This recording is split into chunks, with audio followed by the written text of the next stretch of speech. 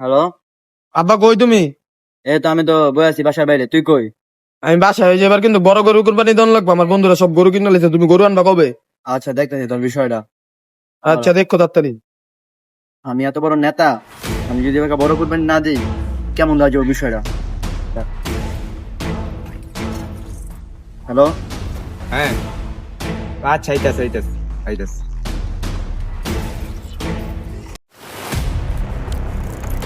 কি হয়েছে ওস্তাদ কোন? সাইডে যাবো একটু, কথা সম্ভব না। ফোন তোর এদিকে আনছি একটা মূল কারণের লেগে। আমার বাসার নিচে সব কথা কইলে বেটা শুনলে সমস্যা, এলাকার মানুষ আবার সমস্যা করবো। বুঝলি?